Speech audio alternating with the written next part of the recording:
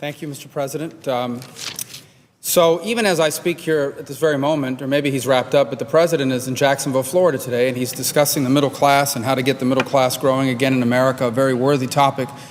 Unfortunately, I wish the President would do less talking and more listening, because if he listened to the middle class, and in particular those middle class Americans that either work at a small business or are the owner of a small business, he would hear that the number one concern that many of them now have is about Obamacare. Now, recently I've made the statement that I don't believe that we should pass a short-term budget here that pays for Obamacare.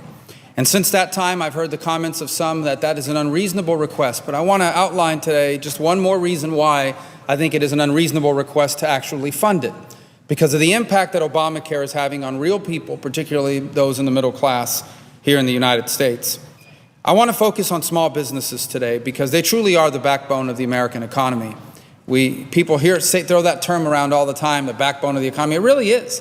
I mean, I live within a few blocks of 8th Street, the famed Calle Ocho in Miami, Florida, where literally every business is a small business. Bakeries, sandwich shops, you name it, primarily run by immigrants and here in search of the better life and the American dream. They own these small businesses. They will be impacted by changes that this law is going to have, and I want to describe some of them.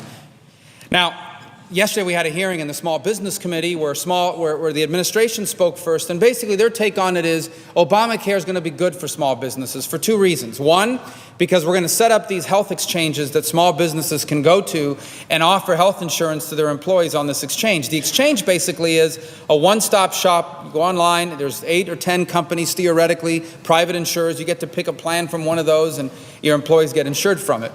And in theory, that's not a bad idea. And in a moment, however, I'll outline why that's not working out. The second thing they brag about is this tax credit that small businesses are going to be able to use. And I want to use the testimony, not just of them, but of small businesses yesterday to outline to you why, in fact, these things are not only not going to work, but Obamacare is going to be deeply hurtful to small businesses and to the middle class. Let's talk first about the exchanges. The exchanges are not unfolding as they're planned. Now, I asked the administration yesterday, is it going to be ready by October 1st? Are businesses who are going to be able to go on this exchange and find an insurance plan for their employees? They said they are sure that it's going to happen. But the truth is, it's not working out that way. Now, there are 17 states who have decided to go in with their own exchanges. All 17 of those states are behind schedule in one form or another. In fact, Maryland was one of the first states to embrace it. They just asked for a delay in April because they couldn't get it going on time. A recent report from the Government Accountability Office reported that all 17 states, as I said, that were building one were behind schedule, and that they were missing deadlines on 44% of the key things that they had to do.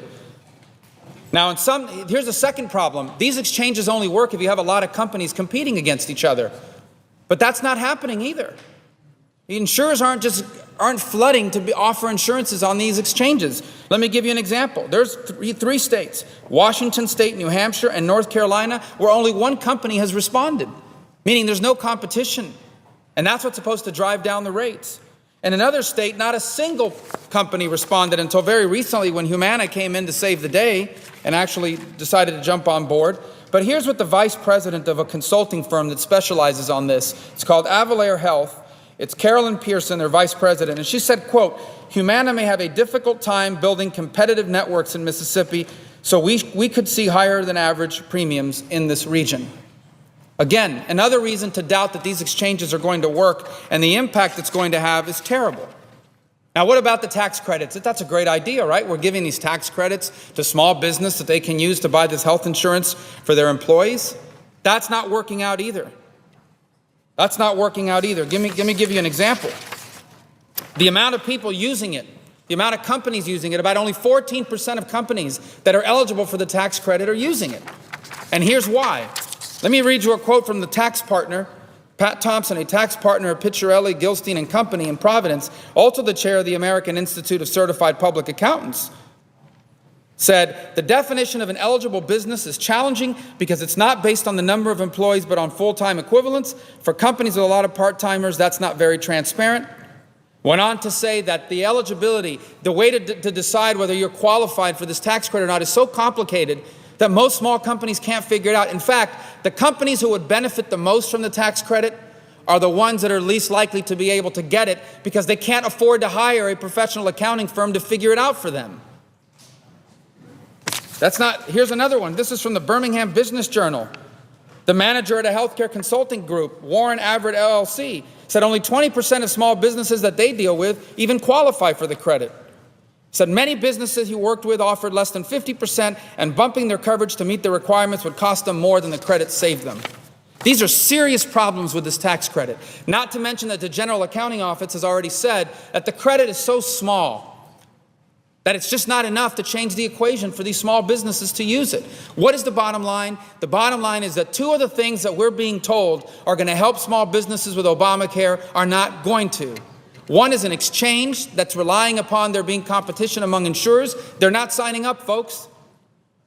The other is this tax credit that is being deeply underutilized, and it's so complicated and so small that most small businesses will not benefit from it.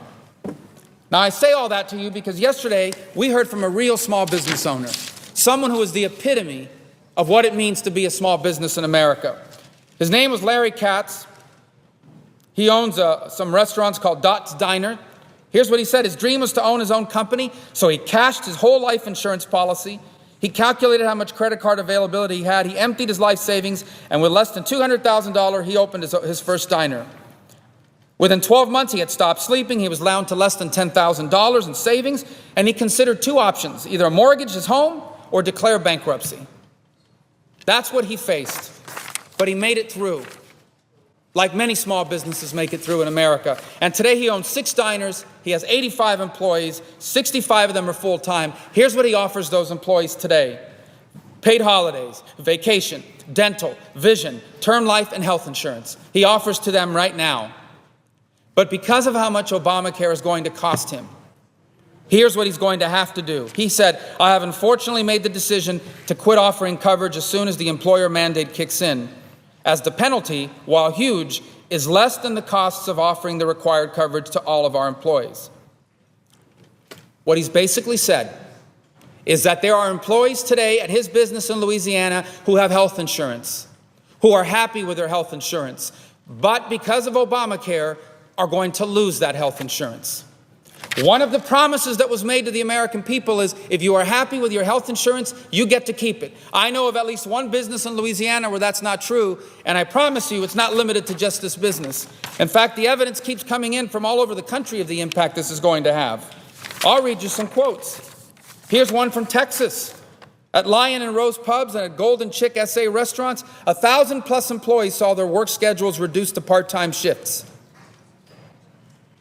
From the Wall Street Journal, Ken Adams, who's been turning to more part-time workers at his 10 Subway shops in Michigan to avoid possibly incurring higher health care costs. From the same article in the Wall Street Journal, Rod Karstensen, owner of 11 Del Taco restaurants around Denver in Colorado, began in April converting his mostly full-time workforce into one comprising mostly of part-time to help minimize the health care costs. This is the real-life impact. Interestingly, I asked the administration official yesterday, can you tell us whether anyone who has health insurance now and is happy with it will lose it? And her answer was, I can't answer that. Now, I don't know if she meant she doesn't know, or I don't know if she meant I can't tell you. But I can tell you, and small businesses will tell you, Mr. President, if you talk to them, the impact this is going to have is not only are people going to lose their health care coverage, they're going to lose their hours. They're going to get moved from full-time to part-time. Here's something. The U.S. Chamber of Commerce did a poll. 74% of small businesses plan to duck the costly law of Obamacare by either firing workers, reducing hours of full-time staff, and moving them to part-time, or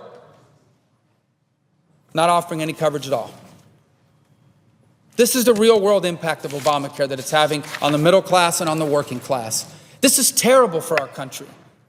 This is not any longer a Republican or Democratic issue. This doesn't matter if you voted for Mitt Romney or Barack Obama. This is going to hurt everybody. There are working class people in America today who have existing insurance, who are happy with their doctor, and are going to lose all of that because of this experiment. There are people today who are struggling to make it just as it is, and they're going to lose their hours. They're going to get forced from full-time work to part-time work. That's the real-life impact of Obamacare, Mr. President. And that's the impact it's having on the working class and on the middle class. How can we go forward with this? And we have a chance to stop this. And it may be our last best chance, and it comes in September when we have to pass a short-term budget in this chamber. And if we vote for a budget that funds this, This is going to move forward and hurt people terribly. And those who vote for it are going to have to answer for that. To my Republican colleagues, I would just say this. If we're not going to draw a line in the sand on Obamacare, we have no lines in the sand. If this issue is not important enough for us to draw a line in the sand, what issue is? This is not a political issue. This is not a partisan issue. Today, I am giving this speech on behalf of the hardworking men and women of this country, working class, middle class, small business owners who are going to be terribly impacted by this law. We cannot just stand by and allow it to go further. We have to do everything we can to keep this from happening to people. And in September, we will have our last best chance to do that.